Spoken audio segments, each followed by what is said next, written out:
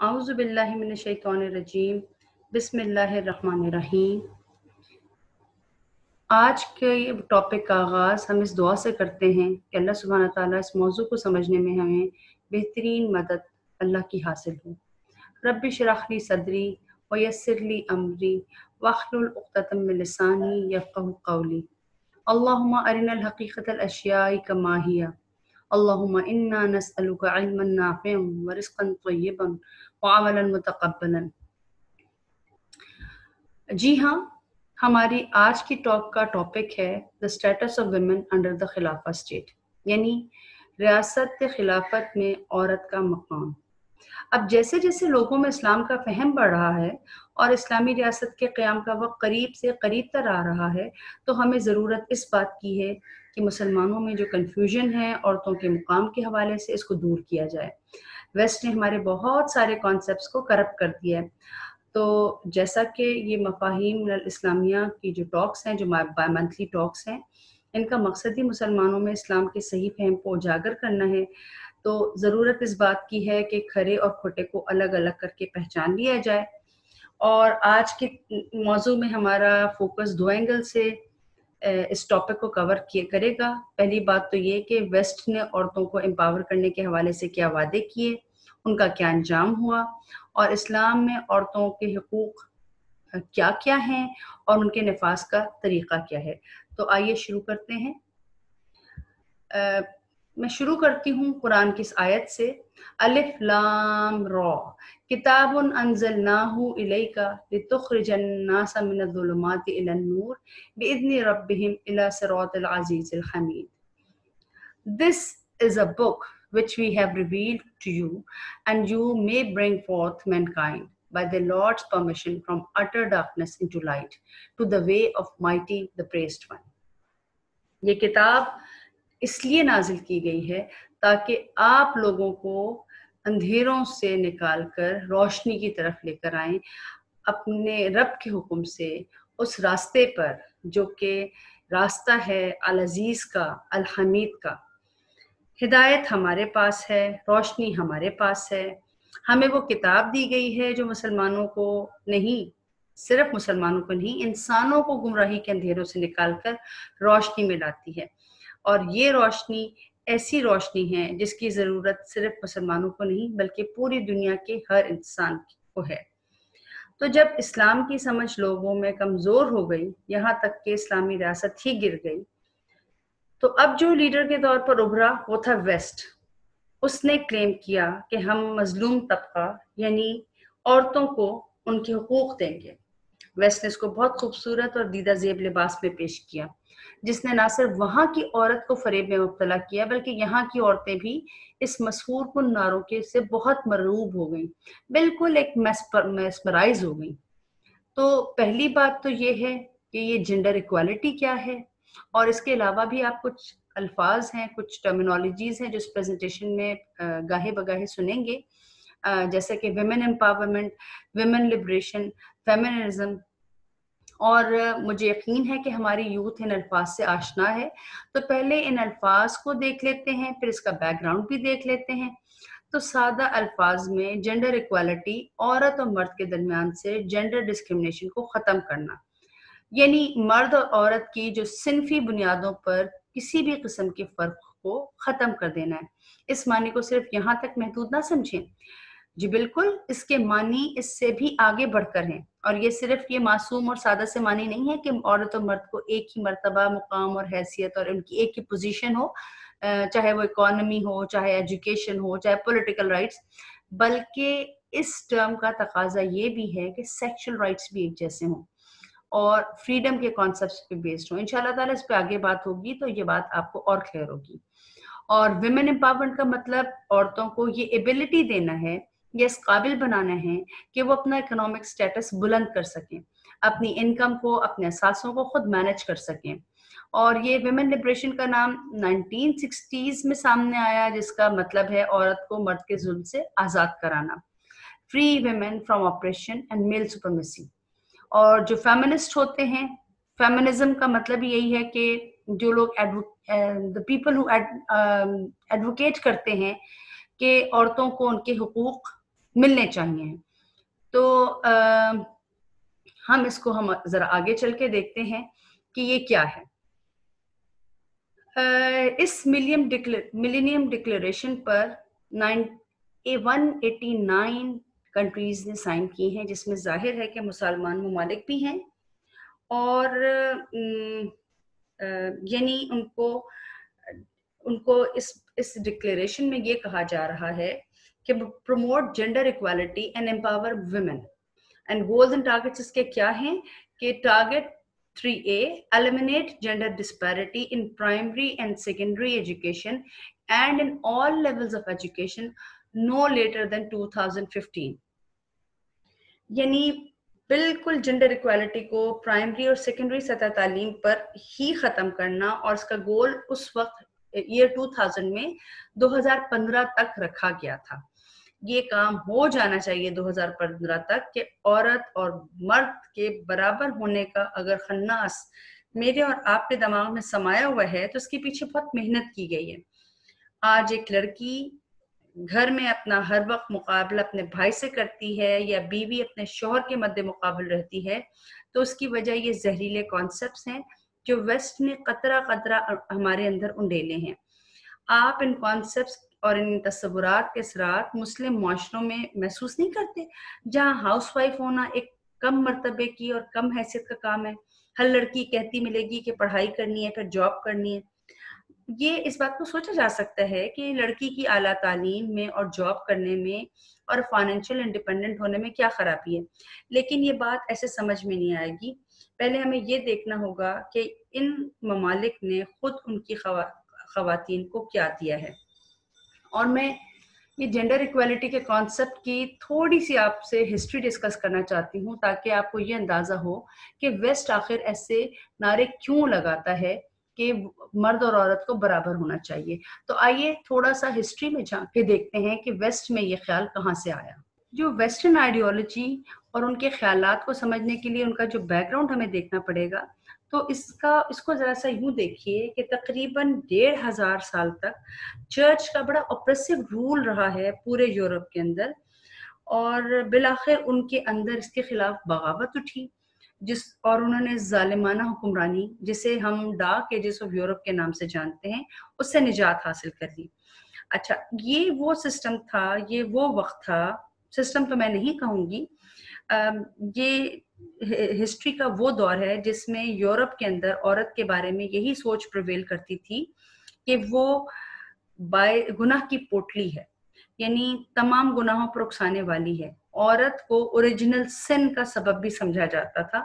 अगर मैं आपको उन्हीं के एक पोप इनोसेंट हैं 1484 का, उन्हीं के ही मैं स्टेटमेंट अगर आपको सुनाऊं का necessary evil and evil of nature painted with fair colours, यानी है ही बदी, औरत है ही बदी और बदी पे उकसाने वाली है। लिहाजा यूरोपीय अक़वाम के रिवाइवल और इंडस्ट्रियल रेवोल्यूशन जब हुई है, उसके बावजूद औरत को अपने इस रिवायती जो उनका इमेज था उससे निजात नहीं मिली। अलबत्ता इंडस्ट्रियल रेवोल्यूशन एक मेल डोमिनेटेड सोसाइटी को जन्म दिया, जिसमें जो कैपिटलिस्ट था, जो इंडस्ट्रियलिस्ट था, उसको जो सरमायादार तबका था, वो औरतों का इस्तेहसाल कर रहा था अब नए तरीके से। इन हालात में फेमिनिज्म और वुमेन लिबरेशन की बहुत सारी मूवमेंट्स उठी, और ये उस सरमायादार तबके की, उस निज़ाम की ज़रूरत थी कि उनको फैक्ट्री में चीप वर्कफोर्स मिले। औरत अगर घर के काम करेगी तो उनकी फैक्ट्री का नुकसान होता है, तो औरत के घर के काम को बेतौकीर किया गया, उसको एहसास दिलाया कि इज्जत तब है जब तुम इकोनॉमिकली इंडिपेंडेंट हो। तो ये थे वो हालात जिसकी वजह से वेस्ट के अंदर औरत खड़ी हुई। अब इसको हम मजीद खोल के देखते हैं कि ये कॉन्सेप्ट जिस तरह डीपली रूटेड हमारी सोसाइटी के अंदर मौजूद है, और ये किस तरह से इसने उनको क्या मिला, उन औरतों को क्या मिला जो कि वेस्ट में थी, वेस्ट में हैं बल्कि, और यहाँ पर क्या मिला। तो आइए आगे देखते हैं। ये एक अमेरिकन फेमिनिस्ट हैं, इनका नाम है बेटी फ्राइडन, और ये अपनी किताब द फेमिनिन मिस्टीक में लिखती हैं कि if American housewives embarked on lifelong careers they would be happier and healthier, have better marriages and their children would thrive. یعنی اگر امریکی خواتین اپنے لائف لانگ کریئرز کا سفر اختیار کر لیں تو زیادہ خوش، زیادہ صحت مند ہوں گی، ان کی ازدواجی زندگی بھی بہتر ہوگی اور بچے بھی اچھی طرح پلیں گے. دیکھنے میں تو یہ بات کتنی زبردست لگ رہی ہے. اچھا، یہ کتاب 1963 میں جس تناظر میں لکھی گئی، اس کی وجہ تھی کہ سیکنڈ ویو آف فیمنزم جو کہ 1960 میں مغربی ممالک خاص طور پہ USA میں اٹھی. اس سے پہلے بھی اس طرح کی ایک تحریک late 19th century and early 20th century میں اٹھی، اور اس کے بعد بھی فیمنزم کی مختلف تحریکیں اٹھتی رہیں. اور یہ نہ سمجھے کہ یہ تحریکیں کامیاب ہو گئیں اور مزید ان کی ضرورت نہیں. سیکنڈ کے بعد تھرڈ، فورتھ اور ففتھ ویو آف فیمنزم بھی اٹھی، اور یہ تمام تحریکیں عورتوں کو ان کے مختلف حقوق دلانے میں کوشاں ہیں. لیکن ویسٹ میں ابھی بھی وومن رائٹس کا بہت چرچا ہے. تو پھر ویسٹرن آئیڈیالوجی نے عورت کو کیا باور کرایا؟ اس نے عورت کو یہ سمجھا دیا کہ عورت کو gender equality and women empowerment through education and employment, یعنی عورتوں کو اتنی تعلیم دے دو کہ وہ خود اپنے آپ کو امپاور کر لیں، اپنے پیروں پہ کھڑی ہو جائیں، مرد کی محتاج نہ رہیں. یہ بات بڑی خوشکن لگتی ہے اور آج کی مسلمان عورت کو بھی بہت اپیل کرتی ہے، لیکن خواتین کو یہ خوشکن منظر دکھانا ویسٹ کی ضرورت تھی. آدھی آبادی اگر گھروں میں رہی تو ملک کیسے چلے گا، اکانومی کیسے چلے گی؟ اور پھر اس کی منظر کشی کچھ اس طرح کی گئی کہ کیریئر وومن اب وہ بریڈ ونر بھی ہیں اور وہ ہوم میکر بھی ہیں، اور اس طرح ویسٹ نے، یورپی خواتین نے اپنے کندھوں پر دوہرا بوجھ اٹھا لیا. تو یہ ہے وہ دل نشین پکچر جو ہمارے سامنے کچھ اس طرح کھینچ کر کے رکھ دی گئی کہ جیسے ویسٹ کی عورت کو امپاور کیا گیا ہے تو یہاں پر بھی عورتوں کو ویسے ہی انڈیپینڈنٹ کر دیا جائے گا، ویسے ہی امپاور کر دیا جائے گا. اور سننے میں یہ بات کانوں کو بڑی بھلی اور متاثر کن لگتی ہے. اب آگے دیکھتے ہیں کہ اس کا انجام کیا ہوا. عورتوں کو بہت ساری اکنامک اپرچونٹیز دی گئیں، جینڈر ایکوالٹی دی گئی، ایجوکیشن دے دی گئی، لیکن اس کا انجام کیا ہوا؟ ایجوکیٹڈ یٹ ناٹ امپاورمنٹ، یعنی تعلیم تو دی گئی، امپاورمنٹ پھر بھی نہیں ملی. تو اس کو ہم کیسے سمجھیں گے؟ تو آگے دیکھیے کہ انہیں ایجوکیشن اور امپلائمنٹ کے بہت سارے مواقع فراہم کر دیے گئے. جیسے یہ UK گارڈین کا یہ گارڈین میگزین ہے جو UK کا ہے، وہ لکھ رہا ہے The rise of breadwinner moms is less a win for equality than it looks. یعنی for single moms in particular, the reality of primary breadwinner status feels less of a feminist victory than simply being overworked, under-supported. Education کے، employment کے بہت سارے مواقع فراہم ضرور کر دیے گئے، لیکن اس نے ان کو کامیابی نہیں دی، بلکہ وہ اپنے آپ کو انڈر سپورٹڈ اور اوور ورکڈ ہی پاتی ہیں. ہمیں تو کچھ اس طرح دکھایا جاتا ہے کہ امپاورمنٹ کے نام پر جاب حاصل کر لیے تو گویا کوئی تمغہ مل گیا. اس عورت کو تو گھر بھی چلانا ہے، جاب بھی چلانی ہے، اور ان دونوں جگہ بیلنس رکھ کے مثال قائم کرنی ہے. جو جاب کرتی ہیں کیا وہ ایسے ہی فیل کرتی ہیں؟ کیا وہ اپنی جاب کو اور اپنے گھر کو درمیان بیلنس کر پاتی ہیں؟ لیزا بیلکن ایک اپنی کتاب لائف's ورک میں لکھتی ہیں کنفیشن آف این انبیلنسڈ موم. وہ لکھتی ہیں کہ none of us seems to be able to give 100% of themselves to their job and 100% of themselves to their family and 100% of themselves of taking care of themselves. یعنی ہم میں سے کوئی بھی نہ اپنی جاب کو 100% دے پاتا ہے، نہ اپنی فیملی کو اور نہ خود کو. یعنی دن کا آغاز ایک رش سے ہوتا ہے، ایک ذمہ داری کے بعد دوسری ذمہ داری. صبح ناشتہ بنانا ہے گھر والوں کے لیے، پھر لنچ بنانا ہے بچوں کے لیے، شوہر کے لیے، پھر بچوں کو تیار بھی کرنا ہے، پھر ان کا بیگ تیار کرنا ہے، ان کے اسکول کے لیے بھاگنا ہے، ان کو وہاں ڈراپ کر کے اپنی جاب پر بھاگنا ہے، پھر پورے ایکٹک ڈے گزارنے کے بعد بچوں کو اسکول سے پک کرنا ہے، پھر واپس لا کر ان کو کھلانا پلانا، ہوم ورک کرانا، رات کا کھانا پکانا، پھر بچوں کو بستر میں ڈالنا، اور اگلے دن سے یہی روٹین دوبارہ. یہ بات میری جو خواتین آن جاب اس وقت ہیں یا انہوں نے کبھی کی ہے، یہ اس بات کو بہت اچھی طرح سے سمجھ سکتی ہیں. मैंने जब मास्टर्स कंप्लीट करने के बाद एक फार्मास्यूटिकल कंपनी में काम करना शुरू किया तो वहाँ पर मौजूद बहुत सारी खवातीन थी। टैबलेटिंग डिपार्टमेंट और क्वालिटी कंट्रोल डिपार्टमेंट की हेड खवातीन थी। वो मुझसे पूछती थी कि तुम फाइनेंशियल प्रॉब्लम के लिए जॉब कर रहे हो या शौकिया। उस वक्त मेरी शादी हो चुकी थी और मुझे पैसों की कोई खास जरूरत नहीं थी। मैं तो निकली ही इस वजह से थी कि जब डिग्री है तो क्यों ना कमाया जाए। और वो जब दोनों की दोनों मुझे कहती थी कि अब भी वक्त है, यहाँ से भाग जाओ, ये तुम्हें इतने पैसे देंगे, फिर तुम यहाँ से कभी निकल नहीं सकोगी, लेकिन तुम्हारी फैमिली लाइफ, बच्चे सब तबाह हो जाएंगे। अब जाहिर है मेरे दिमाग पर भी एम्पावरमेंट का भूत सवार था और मुझे उनकी बातों की बिल्कुल समझ नहीं आती थी। और कि खुद 12 साल 15 साल से इतनी हाई पोजीशंस पर जॉब कर रही हैं, इतनी इंडिपेंडेंट हैं, तो मुझे क्यों मना कर रही हैं।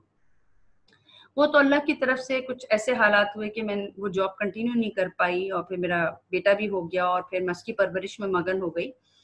और फिर मैं उनकी कभी भी बात समझ ना पाती अगर मैं दोबारा एक और जॉब ना पकड़ लेती। जी, मैंने फिर बच्चे के साथ टीचिंग के मैदान में कदम रखा, जो कि समझा जाता है कि खवातीन के लिए निस्बतन बहुत आसान और हल्की जॉब है। मुझे हरगिज़ इस ज़ोर वज़न का अंदाज़ा ना होता जो घर के साथ साथ जॉब का वज़न अपने कंधों पर औरत जब उठा लेती है। और जब तक पता चलता है तब तक वो इस गिरदाव में फंस चुकी होती है। उसके पास अब इस भंवर के साथ साथ घूमने के अलावा कुछ चारा भी नहीं होता। वो बाहर भी काम करके आती है, घर के काम भी वापस आकर संभालती है। सच बताइए कि हमने कभी वेस्ट की औरत को मजलूम समझा या यहाँ पर किसी वर्किंग वुमेन पे तरस आया? यूथ तो आइडियलाइज करते हैं ऐसी खवातीन को, और क्यों ना करें। बड़ी बड़ी अवार्ड सेरेमनीज दिखाई जाती हैं, इन खवातीन की अचीवमेंट की दास्तानें होती हैं, उनके लाइफ हिस्ट्रीज को दिखाया जाता है और बताया जाता है कि देखें इन्होंने घर से बाहर निकल के क्या क्या काम किए हैं। तो फिर क्यों ना यूथ उसको आइडियल बना ले। हम इसका ये देखते हैं कि असरात क्या हुए। ये जितने फैक्ट्स एंड फिगर्स हैं ये मैं आपको वेस्ट की ही दिखा रही हूँ। ये एक मैगजीन है, उसने care.com की एक वेबसाइट है, उससे ये स्टैटिस्टिक्स उठाए गए हैं कि 49% of moms are bread winners. The majority of female breadwinners report their careers hasn't given them a greater sense of purpose and they don't feel in control of their destinies. यानी माओ की तकरीबन निस्फ आबादी 49% bread winner है और ये उनका ये career उनको सेंस ऑफ पर्पस नहीं देता। यानी जिस मकसद से वो कमाने निकली थी उनको नहीं लगता कि उनको वो मकसद हासिल हो गया हो। They don't feel in control of their destinies. इस वक्त आप स्क्रीन पर एक सर्वे नजर आ रहा है, working moms and stress survey is asking what is your tipping point. वो आखिरी तिनका कौन सा है जो कश्ती को डुबो देता है, the last straw on the camels back. सर्वे बता रहा है कि औरतें किन हालात से गुजरती हैं और क्या नताइज हैं। आप ये देखिए कि 37 आवर्स पर वीक कामों पे गुजरता है, वर्किंग आवर्स हैं। 80 आवर्स पर वीक जो है हाउस होल्ड चोर्स हैं, हाउस कीपिंग है। इसके नतीजे में 80% of women feel stressed about getting everything done. यानी 80% माओं को ये स्ट्रेस रहता है कि घर के साथ साथ बाहर के काम भी मुकम्मल करने हैं। और फिर ये सर्वे मजीद बताता है कि 79% feel that they are falling behind. हर वक्त उस जुर्म में रहना कि काम पूरा मैं नहीं कर पाती।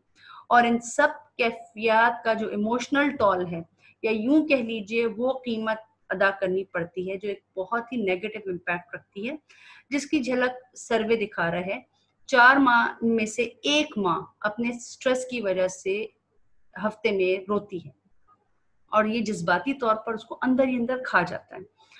More than 50% fear that they will miss everyday moments. यहाँ इन माओं को ये फिक्र रहती है कि वो अपने बच्चों की जिंदगी के अहम मोमेंट्स मिस करती हैं। और ये सारी बातें बड़ी रिलेटेबल मुझे इसलिए लगती हैं कि जब मैं जॉब पर थी और मेरा बच्चा पहले दिन स्कूल गया, तो मुझे ये गम था, मैं बहुत अफसरदा थी कि मैंने first day of school of my child मैंने मिस कर दिया और अंदर ही अंदर दिल रो रहा था, बावजूद इसके कि मैंने किसी मजबूरी के तहत जॉब नहीं की थी। ये सिर्फ सर पे भूत सवार था कि जब इतनी एजुकेशन है तो जॉब क्यों ना करूं। میری یہ بات ہر وہ ماں سمجھ سکتی ہے جس نے بچوں کے ساتھ کبھی بھی جاب کی ہے. بیمار بچے کو چھوڑ کے جانا, بچے کی خوشی کے لمحات میں شامل نہ ہو پانا, وہ کبھی اس گلٹ سے نکل ہی نہیں پاتی. وہ اپنے آپ کو بحیثیت ماں ہمیشہ مورد الزام ٹھہراتی رہتی ہے. شاید ایک گھر میں رہتے ہوئے ماں سے اگر بچے کے معاملے میں کچھ کوتاہی ہو بھی جائے تو اس کو اتنا بڑا پہاڑ نہیں بنائے گی جو ایک جاب کرتی ماں فیل کرتی ہے. اپنے بچے کو دودھ نہ پلانے کا غم, یہ سب وہ ایموشنل ڈیمیج ہے جو ایک ماں فیس کرتی ہے. مجھے اندازہ ہے کہ اس وقت بھی یوتھ سوچ رہی ہوگی کہ اس میں آخر خرابی کیا ہے.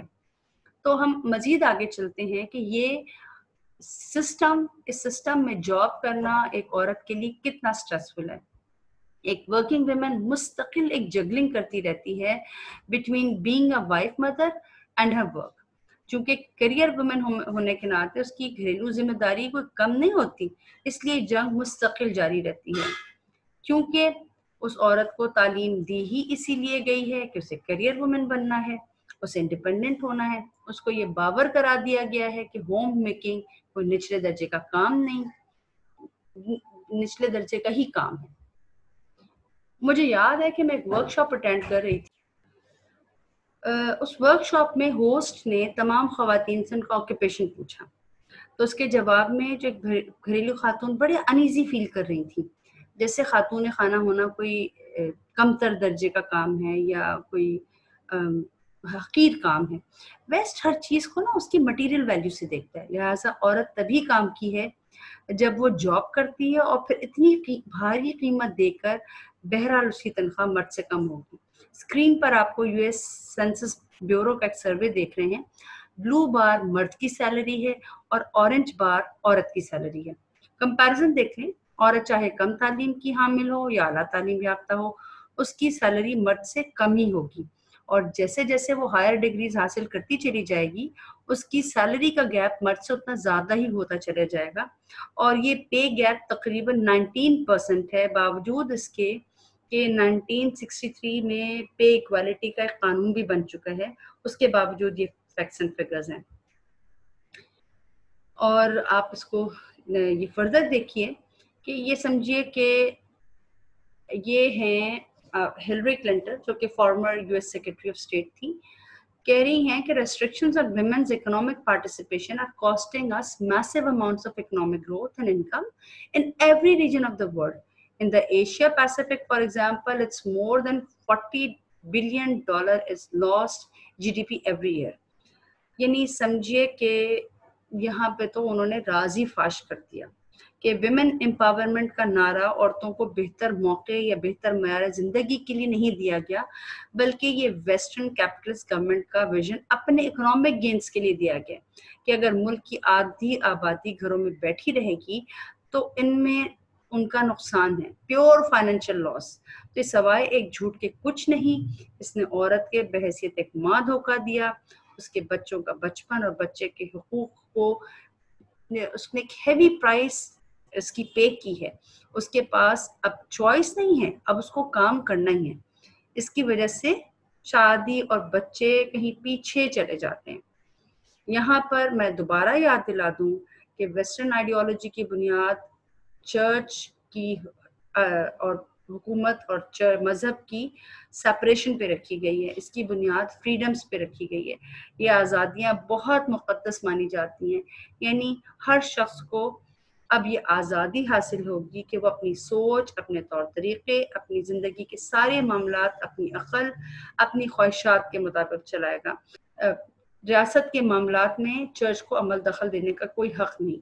پرسنل فریڈمز اینڈ انڈیویجولزم یعنی خود غرضی اور منمانی, اس نے بہت خطرناک نتائج کو جنم دیا. اس کا نتیجہ کیا نکلا؟ Broken family structure and violence against women.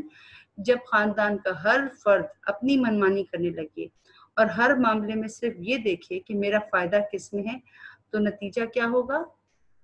نتیجہ وہ جو کہ آپ بہت اچھی طرح سے دیکھ رہے ہیں, ہائی ڈیورس ریٹ. اس کو سمجھنا کیا مشکل ہے؟ کیا یہ اب گھر گھر کی کہانی نہیں؟ جب وہ معاشرہ, وہ ویسٹرن آئیڈیالوجی, اس کے حساب سے سب لوگ آزاد تھے, فریڈمز ہی سب سے مقدس چیز تھی, عورت پھر کیوں اپنے بچوں کے جنجال میں پھنسے؟ مرد کیوں پھر ذمہ داری اٹھائے؟ سب کے لیے اپنا آپ اہم تھا، اور جب گھر ٹوٹنے لگے، فیملی سٹرکچر تباہ ہو گیا، اور ظاہر ہے کہ اس کے دوران عورت کو تشدد کا نشانہ بھی بنایا گیا۔ اگر ہم بالکل آنکھیں بند کر کے بھی رکھیں تو کیا اس وقت ہمیں اپنی سوسائٹی میں بڑھتا ہوا ڈیورس ریٹ نظر نہیں آ رہا؟ جبکہ اب سے صرف 30 سال پہلے یہ ایسا نہیں تھا۔ ایسے واقعات خالی سننے میں آتے تھے، لیکن اپنے اطراف میں نظر گھمائیے، کیا یہ ناسور موجود نہیں؟ خود سوچئے، جب عورت گھر میں موجود ہی نہیں، تھکی ہاری گھر میں جب داخل ہوتی ہے اور اتنا لمیٹڈ ٹائم جو اسے اپنے شوہر کے ساتھ گزارے گی، تو شادی شدہ زندگی کے تقاضوں کو کیا پورا کر پائے گی؟ پھر کیا نتیجہ نکلے گا؟ اس کے نتیجے میں جو معاشرہ وجود میں آیا، جس کا گھر گھر ٹوٹا ہوا تھا اور سوشل فیبرک مکمل طور پہ پھٹ چکا تھا۔ اور یہ ایک اور ہم سروے دیکھ رہے ہیں کہ اس بات کو سمجھنے کے لیے میں اپنے فیکٹس اینڈ فگر سے سپورٹ کروں گی۔ ہم میں سے کون نہیں جانتا کہ کتنا ہائی ڈیورس ریٹ ہے؟ ہم میں سے شاید ہی کوئی ایسا ہو جو یا تو وہاں گیا نہ ہو یا وہاں کی اس کی پتہ خبر نہ رکھتا ہو۔ یہ منظر کسی کے لیے بھی کوئی حیران کن بات نہیں ہے۔ ہم یہ جانتے ہیں کہ وہاں اول تو شادی نوجوانوں کی ترجیح ہوتی ہی نہیں، اور وہ ایک انڈیویجول اپروچ رکھنے والا معاشرہ جس کا خمیر صرف اپنی ذات، اپنی خوشی سے اٹھا ہے، وہ کیوں کسی دوسرے کی ذمہ داری اٹھائے گا اور کیوں پھر نبھائے گا؟ اس وقت آپ سلائیڈ پر امریکہ کا ڈیورس ریٹ دیکھ رہے ہیں۔ پہلی شادی کے بعد 41% چانس ہے کہ اس میں طلاق ہو جائے، دوسری شادی کے بعد یہ چانسز 60% ہو جاتے ہیں کہ ان میں طلاق ہو جائے، اور تیسری شادی کے وقت یہ چانسز 73% ہو جاتے ہیں۔ دیکھیں ویسٹ میں عورت کتنی تنہا اور کتنی غیر محفوظ ہو چکی ہے۔ اس نے اپنی گول روٹی بھی خود ہی بنانی ہے اور اپنے بچوں کا خرچہ بھی خود ہی اٹھانا ہے۔ عورت کو یہ نہیں کہا جاتا کھلے سٹائل میں کہ ہم تمہیں کوہلو کا بیل بنا رہے ہیں، بلکہ کچھ خوبصورت اور دل نشین نعروں میں لپیٹ کر یہ کانسیپٹ پیش کیا گیا۔ آپ یہ پائی چارٹ دیکھیں، بہت ہی سٹیگرنگ ہائی فگرز ہیں۔ 26% خواتین بچوں کے ساتھ اکیلی ہیں، اور 54% خواتین یعنی 54% بھی اکیلی زندگی گزار رہی ہیں۔ وہ ہے کہ تقریباً 80% خواتین اپنی زندگی تنہا ہی گزار رہی ہیں۔ اب سے 60 سال پہلے جو بیٹی فرائیڈن نے نعرہ لگایا تھا کہ اگر امریکن خاتون خانہ کی بجائے ایک کیریئر ویمن بن جائے تو وہ زیادہ خوش اور زیادہ صحت مند ہوگی، تو اس کا انڈر لائننگ میسج کیا تھا؟ کہ ماں کے رول کی بجائے نوکری کرو، تمہیں ٹرو سینس آف سکسیس دے گی یہ نوکری۔ لیکن اس کا سچ سے دور دور تک کوئی تعلق نہیں۔ یہ بچی ایک سوالیہ نشان ہے کہ کیا آپ مجھے تنہا پالنے کو تیار ہیں؟ کیونکہ 90% ٹین پیرنٹس تو ایک دوسرے سے شادی ہی نہیں کرتے۔ آگے دیکھتے جائیے کہ جس عورت کو ایجوکیٹ کر دیا گیا اس کو ابھی تک امپاور نہ کر سکے۔ یہ سب سٹیٹسٹکس انہی کے ریسورسز سے لیے گئے ہیں کہ دیکھیں عورت کو کتنی انسیکیور اور کتنا اس کی سینس آف ڈگنیٹی اور رسپیکٹ سب کی قربانی دینے کے بعد آخر اس کے ہاتھ آیا کیا؟ کہ as many as 7 in 10 women around the world report having experienced physical and or sexual violence at some point in their lifetime. This status of women indicate that violence against women and girls is irrespective of income, class and culture. ذرا سوچئے کہ 10 میں سے 7 عورتیں physical یا sexual abuse اور sexual violence کا شکار ہو چکی ہیں، وہ یہ ایکسپیرینس کر چکی ہیں۔ تو یہ کوئی معمولی بات تو نہیں ہے کہ عورت کی عزت محفوظ نہ رہے، اور یہ فگرز کلاس، انکم، کلچر سے کوئی تعلق نہیں رکھتے، یعنی ہر کلاس کی عورت کے ساتھ ایک ہی سلوک ہو رہا ہے۔ اور پھر مزید دیکھیے کہ ویسٹ جو ہے مکمل طور پر اپنی عورت کی پروٹیکشن میں ناکام ہو چکا ہے۔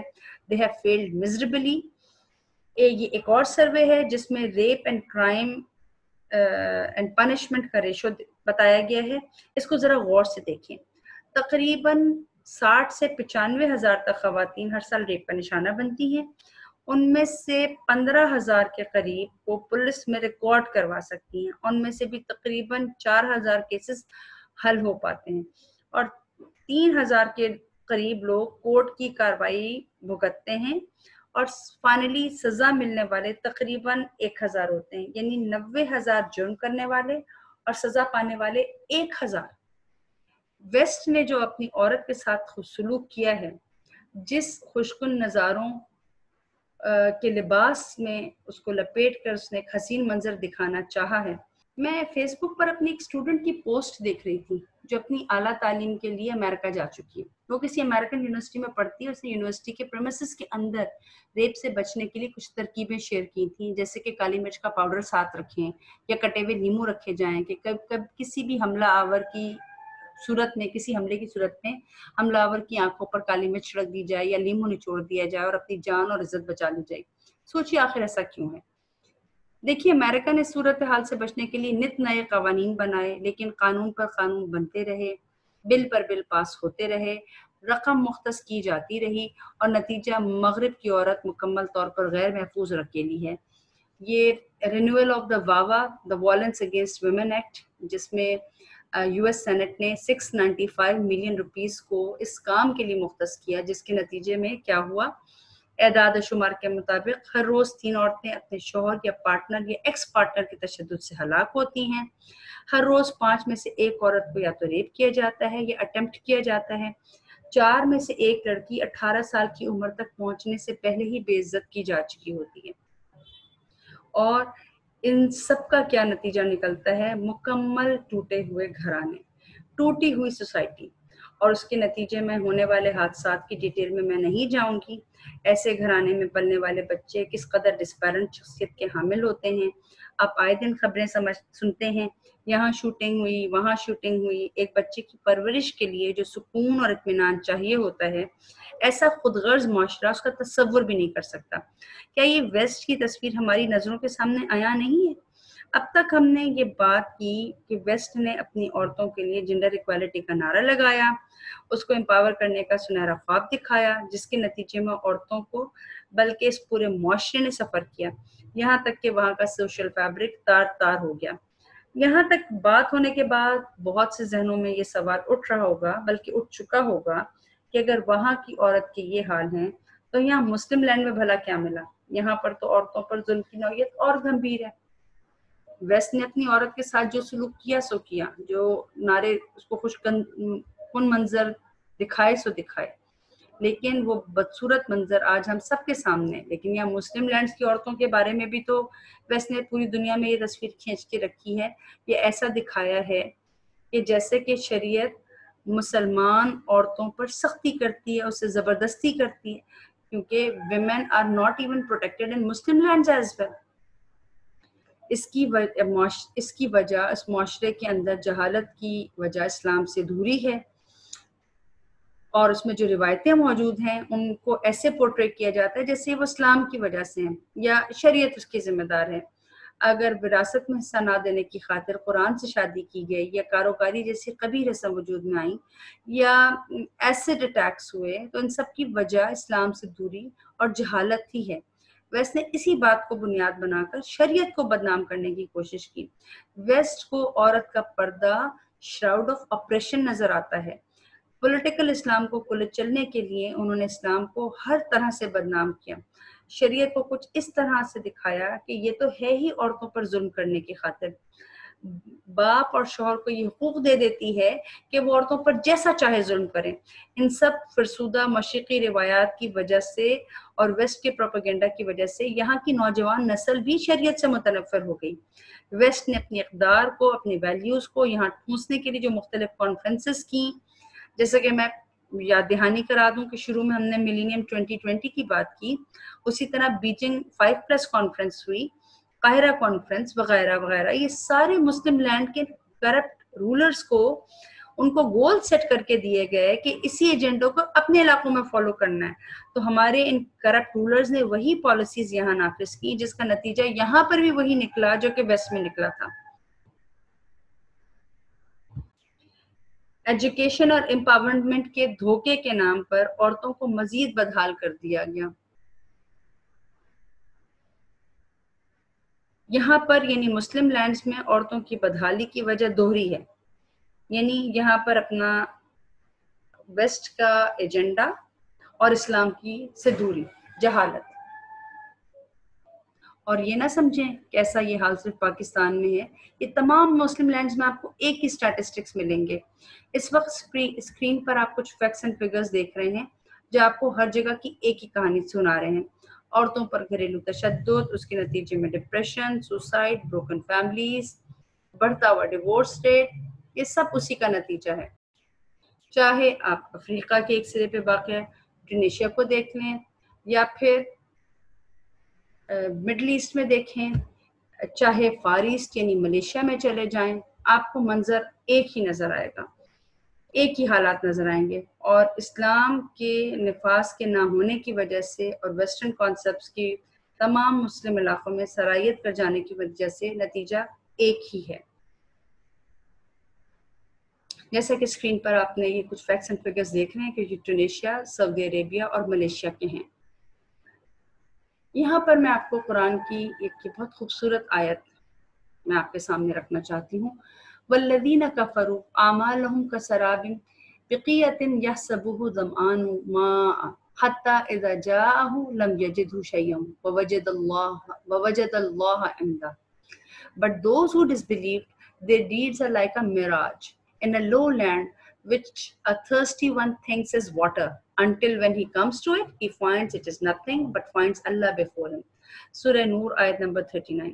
جن لوگوں نے کفر کیا ان کے اعمال کی مثال ایسی ہے جیسے سراب کہ پیاسا اسے پانی سمجھے، یہاں تک کہ جب اس کے پاس آئے تو اسے کچھ بھی نہ ملے اور خدا کو اپنے پاس دیکھے۔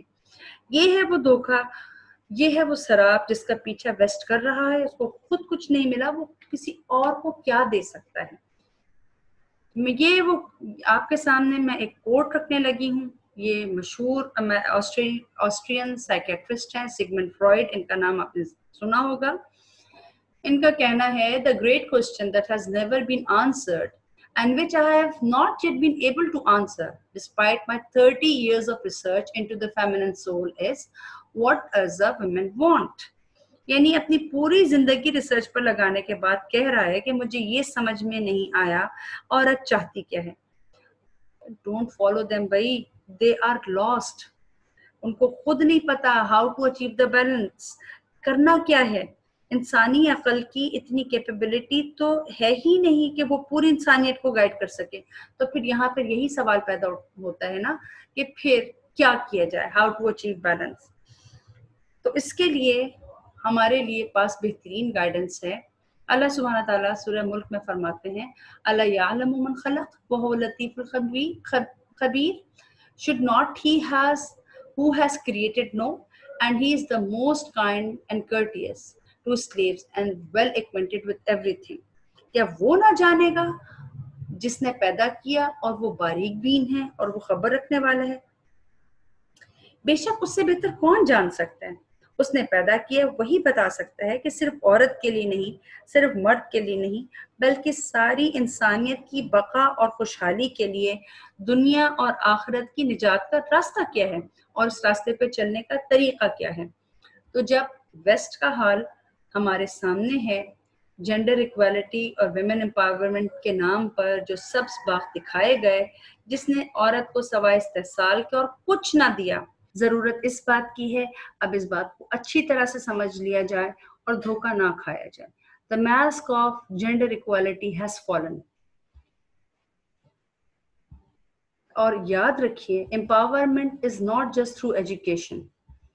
It is not only a women problem, but it's a human problem۔ For comprehensive solution, we need to implement Islam comprehensively۔ عورت کو صرف تعلیم امپاور نہیں کرتی۔ اس وقت کتنی لڑکیاں سراب کے پیچھے بھاگ رہی ہیں کہ اعلیٰ سے تعلیم حاصل کر لوں، تو چاہے ایسٹ ہو یا ویسٹ، ہم دیکھتے ہیں عورت کی اعلیٰ تعلیم اس بات کو گارنٹی نہیں کرتی کہ وہ ایک محفوظ اور خوشحال زندگی گزارے۔ میرا اکثر یونیورسٹی سے گزر ہوتا ہے اور اکثر لڑکیوں کو میں گاڑی میں لفٹ دے دیتی ہوں، تو ان سے ایک ڈپارٹمنٹ سے دوسرے ڈپارٹمنٹ کے جانے کے ننھے سے سفر میں یقین کریں کہ میرا ہر لڑکی سے سوال ہوتا ہے کہ آگے کیا کرنے کا ارادہ ہے۔ تو master's, M Phil, P H D سے نیچے بات ہی نہیں ہوتی۔ پھر جاب اور شادی تو، اور بس پھر اس کے بعد جاب، شادی تو دور دور اس میں کہیں ہوتی نہیں۔ آپ یہ نہ سمجھیں کہ اسلام عورت کی ایجوکیشن کے خلاف ہے۔ بات یہ ہے کہ اس کیپٹلسٹ سسٹم کے اندر جاب کرنا اس وقت کی خواتین کو اس چکی میں پیستا ہے جو جس طرح ویسٹ نے اپنی عورت کا استحصال کیا، تو یہاں پر بھی عورت کا وہی حال ہوتا ہے، اور بالکل سمجھیے کہ عورت کو پیس کر رکھ دینے والا معاملہ ہے اس وقت تو یہ، کیونکہ یہ ایک عورت کا مسئلہ نہیں ہے، اٹس اے ہیومن پرابلم۔ اور یہ جو تمام انسانیت کا مسئلہ ہے، اس کو آئسولیشن میں رکھ کر سالو نہیں کیا جا سکتا۔ اس کا جو کمپریہنسو سولوشن ہی یہی ہے کہ اسلام کو کمپریہنسولی نافذ کیا جائے، اور اصل بات یہ ہے کہ اس مسئلے کے حل کی مکمل ضرورت یہی ہے، یوں ہے کہ اسلام بھی مکمل نافذ ہو۔ اب یہاں پر آ کر مسئلہ یہ ہو جاتا ہے کہ اسلام ہمارے سامنے جو تصویر رکھی گئی ہے، جو ویسٹ نے کھینچ کے رکھی ہے، تو اس کی صحیح پکچر حاصل کی جائے، تاکہ نہ صرف ہم خود بلکہ اس دنیا کو بھی بتائیں کہ اس مسئلے کا واحد حل صرف اور صرف اسلام ہے۔ پہلے خود یہ یقین حاصل کریں، پھر یہ چراغ بلکہ یہ سورج لے کر نکلیں اور دنیا کو بتائیں کہ اے دنیا کے لوگوں، کہاں بھٹک رہے ہو۔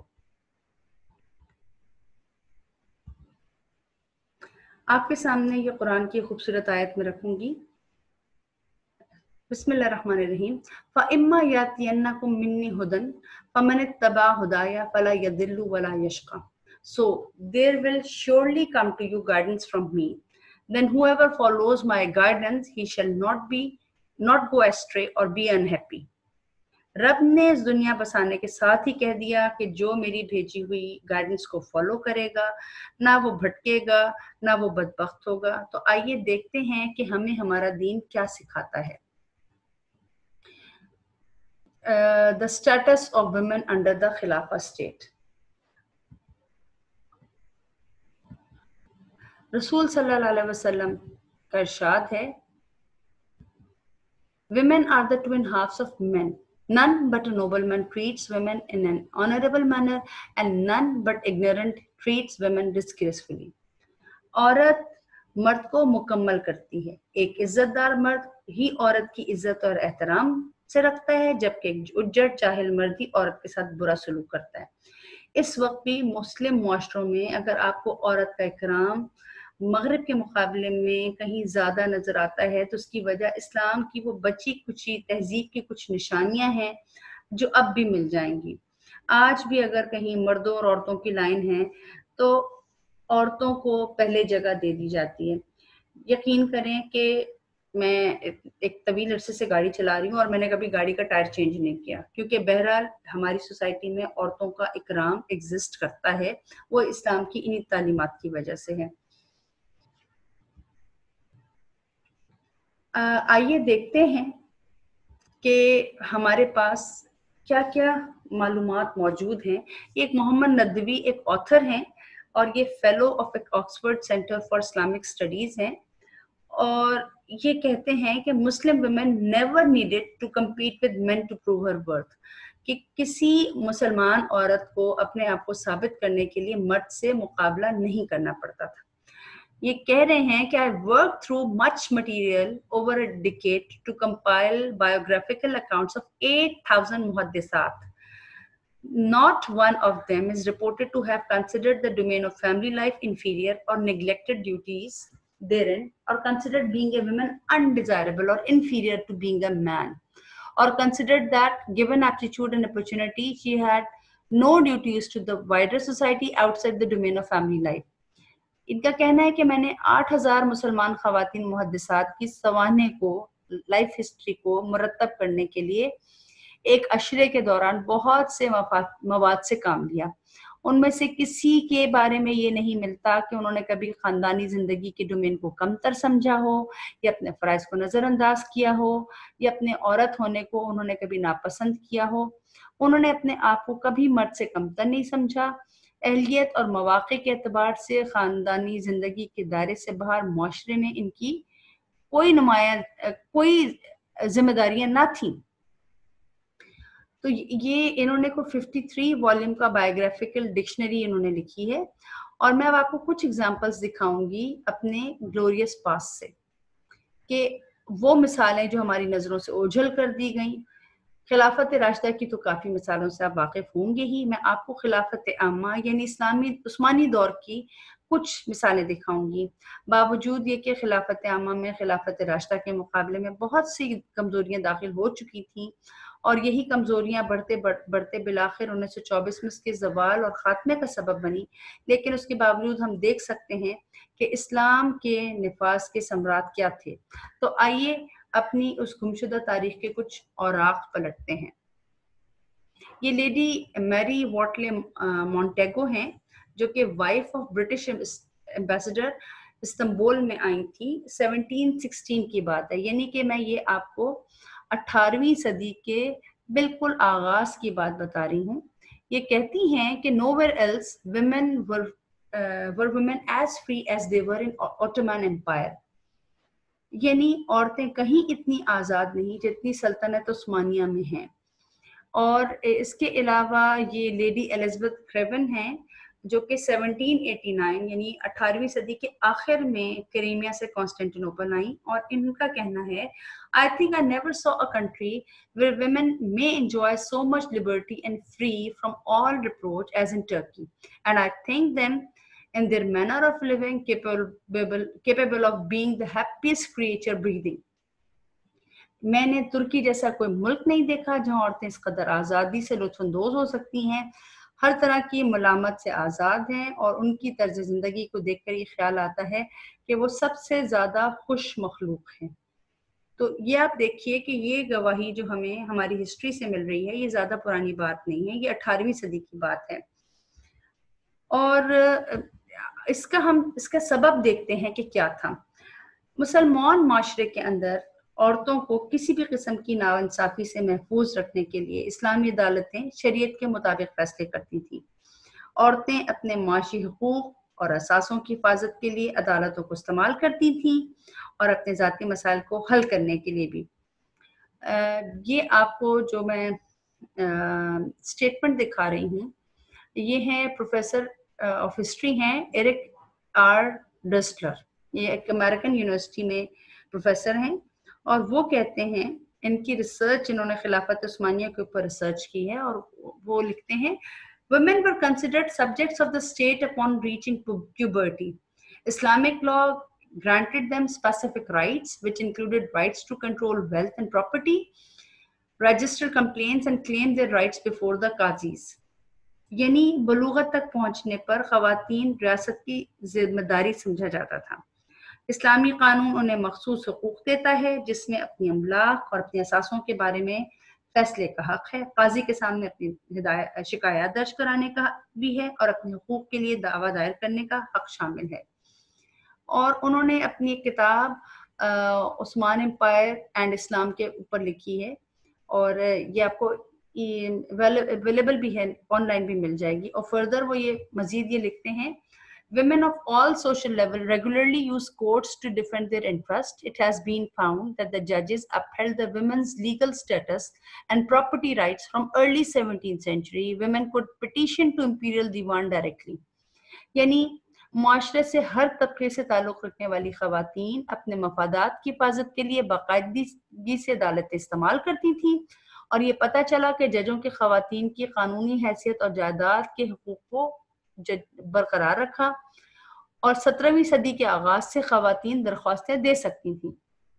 یعنی یہ ہسٹری کھود کر نکال کر بتا رہے ہیں کہ ایسا 17ویں صدی میں بھی ہوتا تھا۔ یاد رہے اس وقت اور یورپ میں ڈارک ایجز چل رہی تھیں، جہاں عورت کو گناہ کی پوٹلی سمجھا جاتا تھا اور وہ کم تر مخلوق تھی۔ اس کے علاوہ جو کورٹس تھیں انڈر دا خلافہ اسٹیٹ، وہ اس بات کو میک شور کرتی تھیں کہ خواتین کے معاشی ملکیت اور ازدواجی حقوق کی حفاظت کے لیے عدالتوں کو ریاست کے بازو کی حیثیت حاصل تھی۔ اسلام صرف احکامات کا مجموعہ نہیں بلکہ ان احکامات کے نفاذ کا طریقہ بھی دیتا ہے۔ عورتوں کے حقوق تحریکیں چلانے سے حاصل نہیں ہوتے، بلکہ وہ اسباب بھی مہیا کرتا ہے اسلام، جس بات کو میک شور کرے کہ حقوق اس کو ملیں گے کہاں سے۔ آپ یہ دیکھ رہے ہیں کہ خواتین کے ازدواجی حقوق کا تحفظ، معاشی ضروریات کی حفاظت ریاست عدالتوں کے ذریعے کرتی تھی۔ عدالت ایسی عورت جس کو ازدواجی یا خاندانی مسائل کا سامنا ہو، ہر طریقے سے اس کی بھرپور مدد کرتی تھی. یعنی شادی سے متعلق جتنے بھی احکامات ہیں، مہر، نفقہ، طلاق، یہ سب حقوق عورتیں حاصل کر سکتی تھیں، اور اگر وہ حقوق ان کو خود سے میسر نہیں ہوتے تھے تو وہ عدالت کا دروازہ کھٹکھٹا کر اپنے ہی حقوق حاصل کر سکتی تھیں. آئیے ہم کچھ مثالیں دیکھتے ہیں کہ بیوی کو حق مہر کی ادائیگی عقد نکاح کا ایک لازمی شرط ہے. انکار کی صورت میں شوہر کے خلاف قانونی کارروائی بھی ہو سکتی ہے، اس کو جیل بھی بھیجا جا سکتا ہے. اور عورت کا مہر، ڈاوری، چونکہ اسلام کے احکامات اس وقت بہت ڈسٹارٹڈ شکل میں ہمارے سامنے موجود ہیں، کوئی ذریعہ نہیں کہ اگر کوئی شوہر خود سے اپنی ذمہ داری پوری نہ کرے، مہر نہ دے تو عورت کہاں جائے، کس سے فریاد کرے. چونکہ مہر کے بارے میں تو عمومی تاثر یہ ہے کہ یہ تو بس ایک فارمیلٹی ہے، اس کو دینا تھوڑی ہوتا، تو جتنا چاہے مہر رکھ لیں، تھوڑی شان و شوکت میں اضافہ ہی ہوگا نا. اور جبکہ لڑکی کے والدین کا خیال ہوتا ہے کہ زیادہ سے زیادہ مہر شاید ان کی بیٹی کا فیوچر سیکیور کر دے، اور ہم یہ دیکھ رہے ہیں کہ ایسا نہیں ہے. یہ ایک مثال ہے، یہ شریعہ کورٹ ریکارڈ کی ہے جو الیگزینڈریا یعنی ایجپٹ میں محفوظ ہیں. 957 ہجری یعنی تقریباً 1600s کی بات ہے.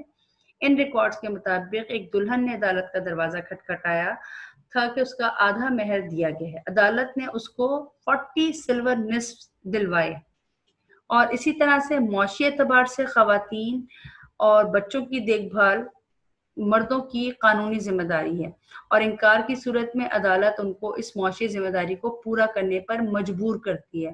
اور شوہر کی غیر موجودگی کی صورت میں عورت کو اس کی مالی بحالی کے لیے عورت دعویٰ بھی کر سکتی ہے اور عدالت اس کو دیتی ہے. جیسا کہ آپ اگلی اس سلائیڈ میں دیکھ رہے ہیں کہ خاتون نے عدالت میں یہ کلیم داخل کیا کہ شوہر ایک طویل عرصے سے غیر موجود ہے اور نفقے کا کوئی انتظام نہیں کر کے گیا.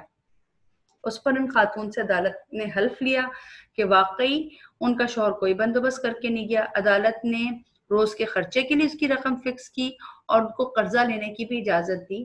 اس وقت کون ہے جو شوہر کو بیوی کے نفقے کے لیے مجبور کرے، اور اگر وہ موجود نہیں ہے تو ذمہ داری لے لیں.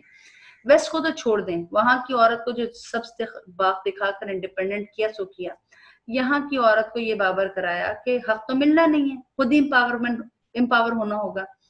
کتنی مثالیں آپ کے گرد گردش کرتی ہیں. شوہر طلاق دے چکا ہے، بچے بھی عورت کے پاس ہیں، ان کا خرچ بھی اس کی ذمہ داری ہے، عورت کے پاس ان کی تربیت بھی کرنی ہے، ان کو دیکھ بھال بھی کرنا ہے، یہ سب کچھ عورت کے ذمہ ہے. اور پھر اس سے وہ عورت اور بچے نہیں، پوری فیملی اور پھر پوری سوسائٹی افیکٹ ہوتی ہے. جب اسلام غیر موجود ہے تو ان تمام کا الزام اسلام کے اوپر کیسے ہو سکتا ہے، جبکہ اسلام اس وقت مسلمانوں کی پولیٹیکل لائف میں ہے ہی نہیں، اسلام کا کوئی سسٹم نافذ ہی نہیں ہے. عورتوں کو عدالت میں جا کر شکایت کرنے کی مکمل اجازت تھی. اگر ان کی مرضی کے خلاف زبردستی نکاح کیا جاتا تو وہ جج کے آگے اپنے اس نکاح کو معطل کروا سکتی تھی. جس طرح اللہ سبحانہ تعالیٰ نے نکاح کا قانون بنایا، اسی طرح طلاق کا بھی بنایا. اگر عورت کی مرضی کے خلاف نکاح ہوا ہے تو وہ اس کو فسخ کرنے کا قانون بھی موجود ہے. جیسا کہ آپ اس سلائیڈ میں دیکھ رہے ہیں کہ حی بولا بنت حسین کی شادی اس کی مرضی کے بغیر سپاہی محمد بے سے ہوئی. اس نے عدالت کا دروازہ کھٹکھٹایا اور شادی کو فسخ کیا جائے، اور وہ ابراہیم جلیبی سے شادی کرنا چاہتی ہے، جس پر عدالت نے نکاح فسخ کر کے اس کو ابراہیم جلیبی سے شادی کرنے کی اجازت دی. یہ تمام سلائیڈز ان ریکارڈ سے بنائی گئی ہیں جو اس وقت محفوظ ہیں. قاہرہ، بغداد اور استنبول کی عدالتی کارروائیوں کے ریکارڈ موجود ہیں. آپ اس کو آن لائن بھی سرچ کر سکتے ہیں. ٹرکش کورٹ ریکارڈ 17 سینچری لکھ کر ٹائپ کریں، آپ کو یہ اور اس کے علاوہ بھی بہت سارے ریکارڈز مل جائیں گے. اور عقد نکاح کی خلاف ورزی کی صورت میں عورت کو یہ حق حاصل تھا کہ وہ عدالت کے ذریعے سے طلاق مانگے، اور اگر شوہر انکار کرے، یعنی نکاح کی جن شرائط پر ہوا اس میں سے شوہر نے وہ پوری نہیں کی، تو عورت کو خلا کا حق حاصل ہے، اور عدالت سے عورت یہ اپنا حق بآسانی لے سکتی تھی.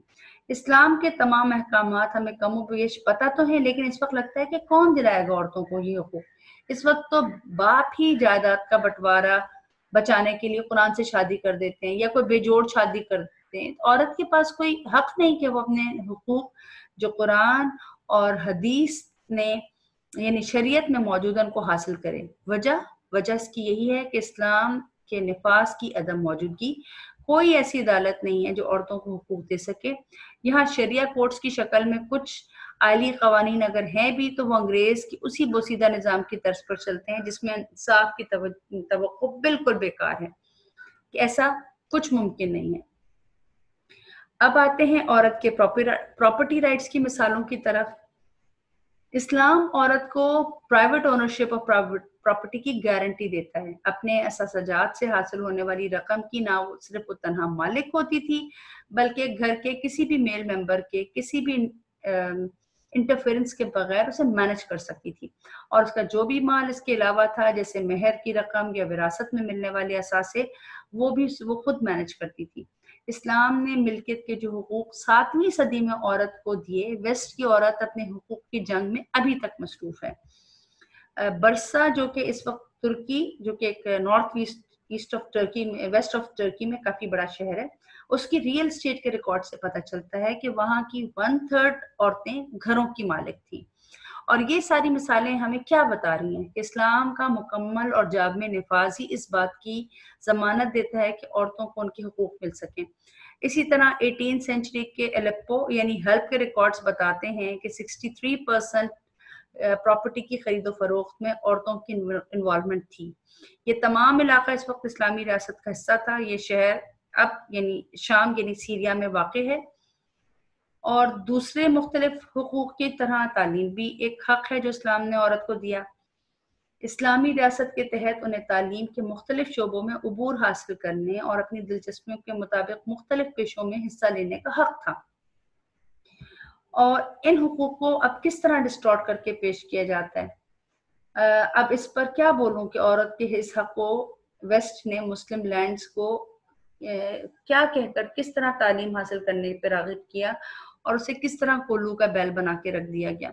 یعنی knowledge is the right of every man and women, تعلیم حاصل کرنا ہر مرد اور عورت کا حق ہے، جیسا کہ ایک حدیث کا مفہوم بھی ہے کہ علم حاصل کرنا ہر مسلمان پر فرض ہے۔ تو اسلام تو اس بات کا تقاضا کرتا ہے کہ مسلمان مرد اور عورت اپنے ذہن کو بہترین استعمال کر کے in every sphere of life وہ استعمال کرے، اور پھر اس کا نتیجہ بھی ہمارے سامنے ہے کہ اسلامی ریاست کس طرح ہر میدان میں آگے تھی، ٹیکنالوجیکلی کتنی ایڈوانس تھی، اور اس میں مردوں کی شانہ بشانہ عورتوں کے نام بھی آتے ہیں۔ بلکہ اس سے پہلے آپ نے ایک سلائیڈ دیکھی ہے محمد ندوی کی، جس میں انہوں نے 8000 محدثات کا ذکر اپنی بایوگرافی میں کیا ہے۔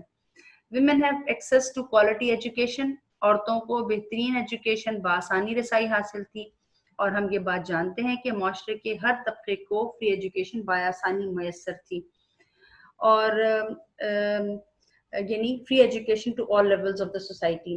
اور یہ بات آن ریکارڈ ہے کہ فاطمہ الفہری نے 1859 CE میں یونیورسٹی قراویون یونیورسٹی کی بنیاد موراکو میں رکھی، یعنی مراکش میں۔ یہ اس وقت دنیا کی ورلڈ اولڈسٹ یونیورسٹی ہے۔ فاطمہ الفہری ایک امیر تاجر کی بیٹی تھی۔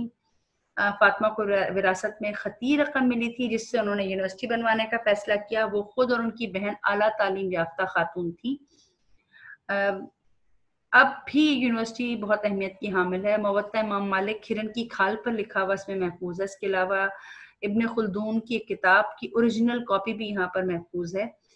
آپ اس کا کمپیریزن دیکھیں کہ ایک عورت ایک یونیورسٹی کی بنیاد رکھ رہی ہے، اور اس کے 1000 سال بعد بھی مغرب کی عورت اپنے حقوق کے لیے سڑکوں پر کھڑی ہے۔ اور یہ آپ کو مثال میں ایک اور دوں گی۔ حضرت اسماء بنت یزید انصاری ایک صحابیہ تھیں۔ ان سے 81 احادیث روایت کی گئی ہیں۔ بہت بہادر اور ذہین خاتون تھی۔ جنگ یرموک میں خیمے کے ایک ڈنڈے سے ایک بازنطینی سپاہی کو جہنم رسید کیا۔ تو کیا نقشہ آتا ہے ذہن میں ان عورتوں کو جو عرب کے جاہلی معاشرے کے بعد اسلام نے ان عورتوں کو کیا مقام اور کیا مرتبہ دیا۔ ہم جانتے ہیں نا کہ ان خواتین کا اسلام کے آنے سے پہلے جاہلی معاشروں کے اندر کیا مقام تھا۔ اب آتے ہیں ورک اینڈ بزنس کی طرف۔ جی ہاں، بالکل، دور خلافت میں عورتیں معیشت کے ہر میدان میں بھرپور کردار ادا کرتی تھیں۔ وہ مختلف کاروباری اور تنظیمی صلاحیتیں رکھتی بھی تھیں اور مختلف کاروبار اور تنظیمیں چلاتی بھی تھیں۔ ہر طرح کی معاشی سرگرمی میں بھرپور حصہ لیتی تھیں۔ ویسٹ نے اسلام کا کچھ ایسا نقشہ کھینچ کے رکھا ہے جیسے اسلام کا نفاذ عورتوں کو पत्थरों के दौर में ले जाएगा। उसने इस्लाम ने तो उनके ऊपर बुर्का मंड कर उनको किसी भी किस्म की एक्टिविटी से रोक देगा, तालीम पर पहरे बिठा देगा, सोसाइटी से काट कर कोने में रख देगा, और भोली भाली मुसलमान औरतें इस जाल में और इस चाल में आ गई। आइए देखते हैं कि औरतें in the field of work and business क्या कुछ किया करती थी। औरतों की क्या क्या एंगेजमेंट्स थी, ये देखिए।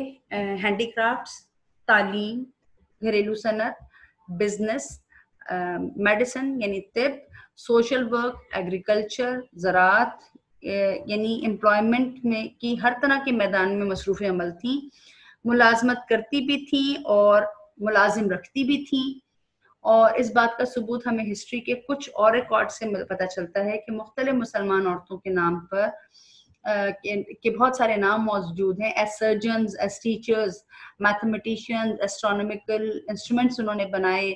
और फिर औरतों ने जिन्होंने मुख्तलिफ प्रोजेक्ट्स की सरपरस्ती की, उनके बहुत नुमाया नाम मौजूद हैं। अगर आप मक्का से मदीना जाएं तो रास्ते में आपको नहर जुबैदा के आसार नजर आते हैं। तो ये जुबैदा बिनत अबू जाफर, इन्होंने कंस्ट्रक्ट करवाई थी ताकि हाजियों को पानी की आसानी हो। और 16th सेंचुरी में, यानी मैं 1500 से 1599 की बात कर रही हूँ, औरतों के मखसूस बाजार थे पूरी इस्लामी रियासत में, जहाँ वो खरीदो फरोख्त और तिजारत में मसरूफ होती थी। इकोनॉमिकली उनकी बड़ी एक्टिव पार्टिसिपेशन थी। और इसके अलावा जो औरतों के मुख्तलिफ बाज़ारों के अलावा एक हुरम सुल्तान, जो कि सुल्तानत उस्मानिया के सलमान अल क़ानूनी की बीवी थी, उन्होंने मुख्तलिफ प्रोजेक्ट्स का आगाज़ करवाया जिसमें मसाजिद, मदारस, स्कूल और हमाम, हस्पताल, बाज़ार शामिल हैं। और इसमें औरतों के लिए एक अलग हिस्सा तामीर हुआ करता था। और इस्लामी दौर हुकूमत में सियासत में हिस्सा लेना औरतों का हक और फ़र्ज की हैसियत रखता है। औरतों और मर्दों के हुकूक बराबर हैं। वो दोनों रियासत की सियासत में अपना किरदार भरपूर तरीके से अदा करते हैं। और औरतें क्या क्या किरदार अदा करती थीं, उसके लिए मैं आपको ये दिखाऊंगी कि taking part in the election of the ruler, यानी कि हुक्मरान के इलेक्शन में हिस्सा लेना, गिविंग प्लेज ऑफ एलिजेंस, बैत अतात की जिम्मेदारी अदा करना, advising and accounting the ruler, हुक्मरानों को मशवरे देना, उनका एहतसाब करना, taking part in the judiciary and administration, अदलिया और इंतजामिया में हिस्सा लेना। इन सब की एग्जाम्पल्स बहुत सारी मौजूद हैं कि और हुक्मरान के इलेक्शन में हिस्सा लेना मर्दों की तरह औरतों का हक है कि वो हुक्मरान के चुनाव में हिस्सा लें। जब बैत उक़बा सानिया हुई, यानी अंसार ने रसूल सल्लल्लाहु अलैहि वसल्लम को इस बात की बैत दी कि आप मदीना तशरीफ लाकर रियासत का क़याम अमल में लाएं, तो इस पुरखतर बैत में मर्दों के साथ औरतें भी शामिल थी। उम्मे नुसैबा और उम्मे मुनी, इन दो सहाबियात का नाम आता है। That was a very crucial point. और बैत अतात की जिम्मेदारी अदा करने में ख़वातीन ने रसूल सल्लल्लाहु अलैहि वसल्लम को बैत अतात की दी थी, और हर मुसलमान खातून खलीफा को बैत अतात देती है। और जहाँ तक हुक्मरानों को मशवरे देना, उनका एहतसाब करने की बात है, तो जब भी कोई ऐसा मसला दरपेश आता जिसमें हज़रत उमर रज़ियल्लाहु ताला अन्हु को मुसलमानों से राय लेने की ज़रूरत पड़ती, चाहे वो रियासत कोई भी मामला हो, तो आप मुसलमान मर्दों और औरतों को मस्जिद में बुलाते, सबसे राय लेते। हम वो मशहूर मारूफ वाक़या तो जानते ही हैं, जिसमें दौलत की कसरत की वजह से जब लोग बहुत ज़्यादा मेहर रखने लगे, तो हज़रत उमर ने चाहा कि इस मेहर की कोई अमाउंट की कोई एंड लिमिट रख दी जाए। तो एक औरत ने खड़े होकर हज़रत उमर को अकाउंट किया कि आप ऐसा कैसे कर सकते हैं, जब औरत को अल्लाह ने ये हक दिया है कि वो मेहर बगैर किसी लिमिट के रख सकती है।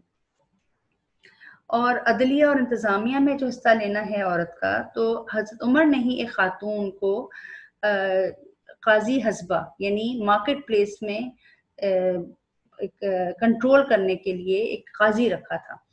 और एक काजी जज मार्केट प्लेस की इरेगुलरिटीज को चेक करने के लिए होता है। तो उनका खातून अशफा था, और वो उन खातून का नाम अशफा था। और ये जाहिर है कि ये सब औरतों को ये रोल्स आसानी अवेलेबल थे, उनको फैसिलिटेट किया जाता था। और 16वीं सदी की इस्लामी रियासत को द सल्तनत ऑफ वुमेन भी कहा जाता है, क्योंकि उस वक्त की खवातीन का किरदार रियासत की फॉरेन पॉलिसी में इतना नुमाया और इतना बासर था कि वो सुल्तान को मशवरे देती थी कि दीगर रियासतों यानी इंग्लैंड से और फ्रांस से मामला को किस नहज पे चलाए जाएं। तो पॉलिटिकली दे वर सो अवेयर कि वो इस तरह अपने मशवरे भी दे सकती थी। تو اسلام نے عورت کو 1400 سال پہلے امپاور کر دیا. یہاں پر میں حضرت عمر کا کوٹ آپ کو کہنا چاہوں گی کہ ہم اسلام آنے سے پہلے عورتوں کو کوئی مقام نہیں دیتے تھے، اور جب اسلام آیا اور اس نے عورتوں کے حقوق اور رائٹس مقرر کر دیے تو ہم نے عورتوں کو ان کا مقام دیا. تو میں آپ سب مسلمان خواتین کو دعوت دیتی ہوں کہ آئیں اور اسلام کو اس طرح سمجھیں جیسا کہ رب نے سمجھنے کا حکم دیا ہے. اسلام کو ویسٹ کے چشمے سے نہ دیکھیں.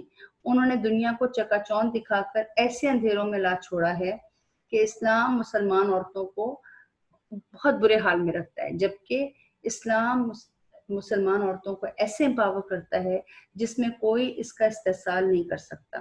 اس کے آنر، اس کی رسپیکٹ، اس کی ڈگنیٹی کو مکمل طور پر اس کی حفاظت کی جاتی ہے. آئیے آج اس یقین کے ساتھ اٹھیں کہ صرف اور صرف شریعت کا نفاذ ہی عورتوں کے حقوق کی حفاظت کر سکتا ہے. اس کے علاوہ جو کچھ بھی ہے وہ دھوکہ ہے. وآخر دعوانا ان الحمد للہ رب العالمین.